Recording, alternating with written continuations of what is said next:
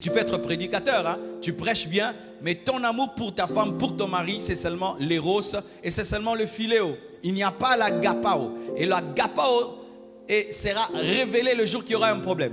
Lorsque vous vous entendez, il n'y a pas de problème. Vous pouvez être dans l'éros et dans le philéo, vous pensez que vous êtes dans l'agapao. Mais quand il y aura une trahison, il y aura un problème, vous allez vous chamailler, vous allez vous entrecogner. Et il faut pardonner. Continuez à aimer, c'est quand vous aurez le test de votre amour. C'est pourquoi dans un couple, tant qu'on ne sait pas cogner la tête, on ne sait pas si on s'aime.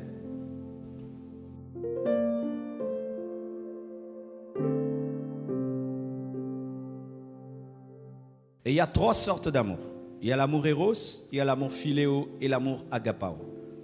L'amour éros n'est pas un amour parfait. L'amour éros est important dans le mariage parce que c'est l'amour érotique, c'est l'amour qui attire les corps.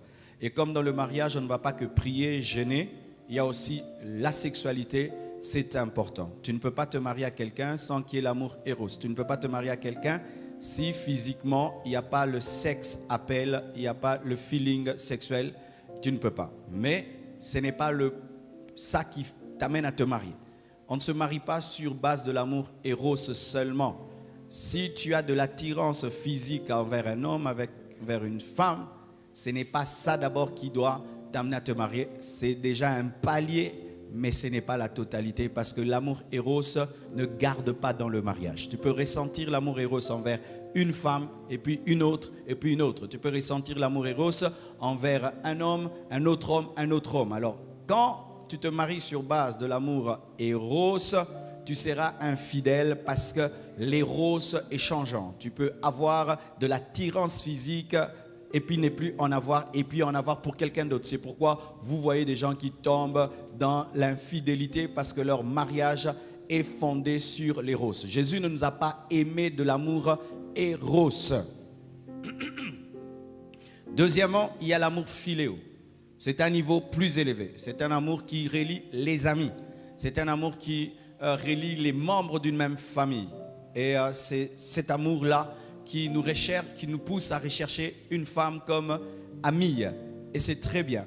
Mais ce n'est pas la perfection parce que l'amour philéo n'est pas parfait. Nous voyons même des frères et sœurs qui se haïssent. Nous voyons même des frères et sœurs qui se trahissent. Nous voyons des amis qui se trahissent. Ainsi, c'est bon, mais ce n'est pas parfait. Il faut aimer de l'amour agapao. L'amour agapao est une folie. C'est un amour inconditionnel. C'est un amour sans pourquoi et sans parce que. Pourquoi tu l'aimes, je l'aime. C'est tout. Pour quelle qualité, pour quel défaut? Défaut, qualité, je l'aime tel. C'est un amour divin. Et c'est ça, l'amour qui peut t'aider à rester marié jusque dans ta vieillesse et à continuer à aimer ta femme, à aimer ton mari. C'est l'amour divin, l'amour agapao. C'est l'amour que Dieu a manifesté en Jésus, car Dieu a tant aimé le monde. Il nous a aimés, on était mauvais, on était méchants, il nous a aimés et il s'est donné. Lorsque tu aimes ta femme pour, ton mari pour, le jour qu'il n'aura plus le pour là, tu ne vas plus l'aimer. Pourquoi tu m'aimes? Parce que tu es belle. Ah, tu m'aimes parce que je suis belle? Parce que je suis belle. Alors, mais quand je vais vieillir, je n'aurai plus la même beauté, tu ne vas plus m'aimer. Pourquoi tu m'aimes? Parce que tu es un bon ami pour moi. Alors, le jour où je veux commettre une erreur et je veux te trahir, tu vas arrêter de m'aimer. Ce n'est pas un haut niveau. C'est pourquoi les gens disent, on a rompu, pourquoi il m'a déçu, on a rompu, il ne m'attire plus, on a rompu, je ne ressens plus ce que je ressentais. Mais quand tu es dans l'agapao, cet amour devient une décision spirituelle. C'est l'amour que Dieu a pour toi. Dieu t'aime quand tu pêches, Dieu t'aime quand tu ne pêches pas. Alléluia, votre communion est brisée, mais son amour est intact. Vous savez que Dieu aime même les gens qui iront en enfer. Alléluia.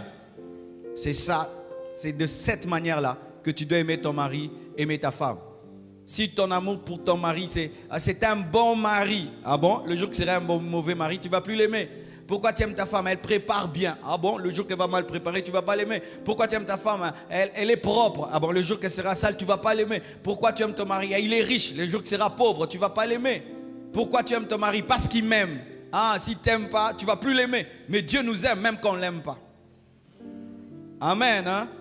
Alors, mes frères, vous comprenez que c'est un amour qu'on ne peut avoir que par le Saint-Esprit. Donc, le niveau spirituel intervient dans le mariage.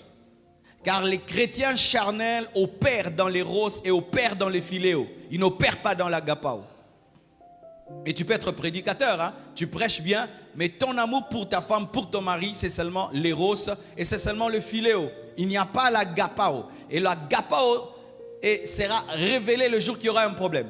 Lorsque vous vous entendez, il n'y a pas de problème. Vous pouvez être dans l'éros et dans le philéo, vous pensez que vous êtes dans l'agapao. Mais quand il y aura une trahison, il y aura un problème, vous allez vous chamailler, vous allez vous entrecogner.